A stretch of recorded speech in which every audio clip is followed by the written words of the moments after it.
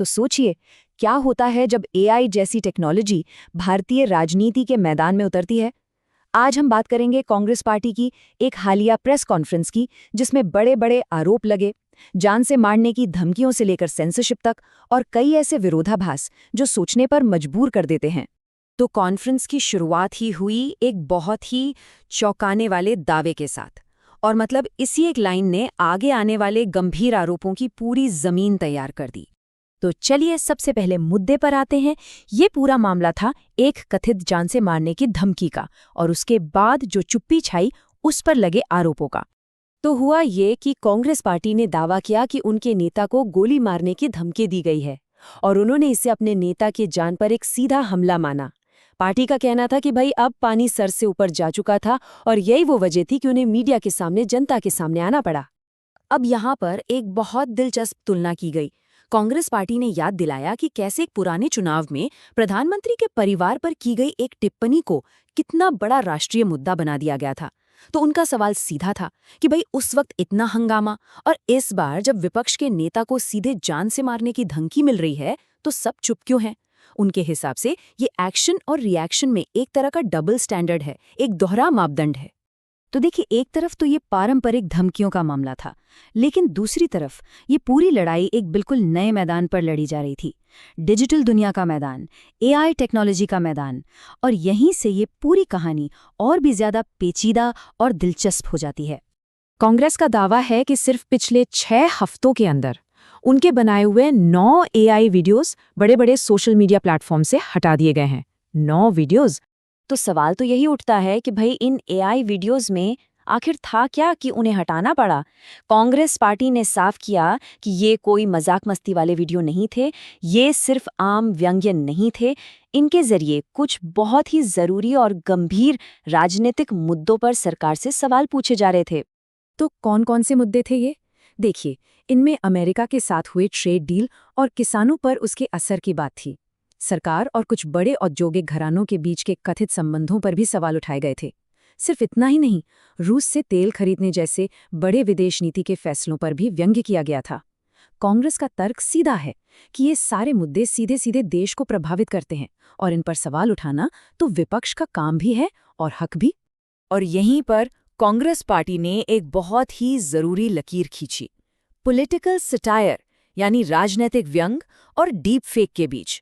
उनका पूरा जोर इस बात पर था कि उनके हर वीडियो पर साफ साफ लिखा था कि भाई ये एआई से बनाया गया है, और इसका मकसद सिर्फ व्यंग्य है, किसी को धोखा देना या गुमराह करना नहीं।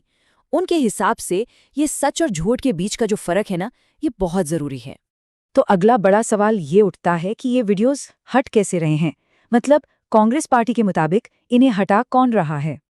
कांग्रेस के दावों के मुताबिक इसके 2 रास्ते हैं। पहला तो उन राज्यों की पुलिस आदेश देती है जहां सत्ताधारी पार्टी की सरकार है, और दूसरा रास्ता वो कहते हैं कि आदेश सीधे केंद्र सरकार के इलेक्ट्रॉनिक्स और आईटी मंत्रालय यानी मेटी से ही आ रहे हैं। अब ये सब हो किस कानून के तहत रहा है? वो कानूनी हथियार है आईटी एक्ट का सेक्शन 69A। कांग्रेस ने समझाया कि ये कानून सरकार को किसी भी ऑनलाइन कंटेंट को ब्लॉक करने की बहुत ज्यादा ताकत देता है, और सबसे बड़ी बात, इसके लिए कंटेंट बनाने वाले को पहले से बताने या उसकी बात सुनने की भी कोई जरूरत नहीं है। और पार्टी का आरोप यही है कि इसी कानून की आड़ में बिना किसी पारदर्शिता के सेंसरशिप की जा रही है। लेकिन बात सिर्फ वीडियो हटाने तक ही नहीं रुकी। कांग्रेस का ये भी आरोप है कि उनकी सोशल मीडिया टीम के जो युवा सदस्य हैं, जिनकी उम्र सिर्फ 21 या 22 साल है, उन्हें डराने धमकाने वाले फोन कॉल्स आ रहे हैं। तो अब ये मामला सिर्फ कंटेंट का नहीं रहा, बल्कि व्यक्तिगत सुरक्षा के दायरे में भी आ गया है। अब इस पूरे मामले में एक और दिलचस्प मोड़ आता है, और वो है टाइमिंग का। ये सब कुछ ठीक उस समय हो रहा था जब भारत सरकार एक बहुत बड़ी ग्लोबल एआई समिट की मेजबानी कर रही थी, और कांग्रेस पार्टी इसी विरोधाभास पर, इसी आयरनी पर सबका ध्यान खींचना चाहती थी।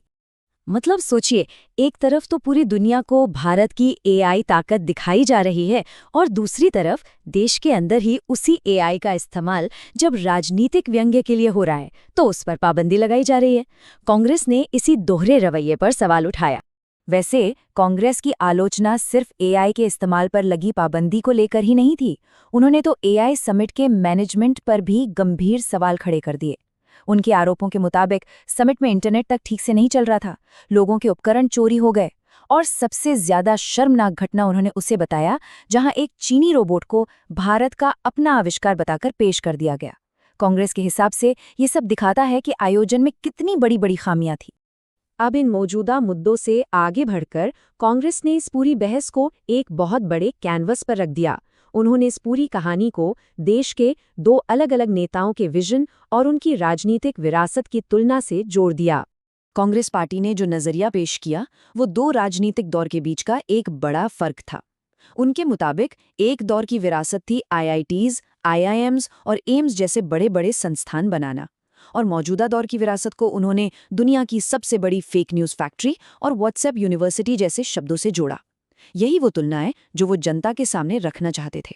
अपनी बात को और वजन देने के लिए उन्होंने सत्य नडेला और सुंदर पिचाई जैसे ग्लोबल सीईओज का नाम लिया और कहा कि इन सब की सफलता के पीछे वही बुनियादी शिक्षा व्यवस्था है जिसे बनाने का श्रेय वो नेहरू युग को देते हैं। तो इतने सारे आरोपों और कथित दबाव के बावजूद पार्टी का जो आखिरी संदेश था वो बड़ा साफ था कि वे डरने वाले नहीं हैं और उन्हें चुप नहीं कराया जा सकता। खैर, ये पूरी कहानी हम सबके सामने एक बहुत बड़ा सवाल छोड़ जाती है। इस तेजी से बदलती एआई की दुनिया में क्रिएटिव, पॉलिटिकल सटायर और खतरनाक डीप फेक के बीच की वो बारीक लाइन आखिर कहाँ खींची जानी चाहिए? और शायद उससे भी बड़ा सवाल ये है कि ये लाइन खींचने का हक आखिर है किसके पास? ये सवाल आज के डिजिटल दौर में हमारे लोकतंत्र के लिए शायद सबसे बड़ी चुनौतियों में से एक है।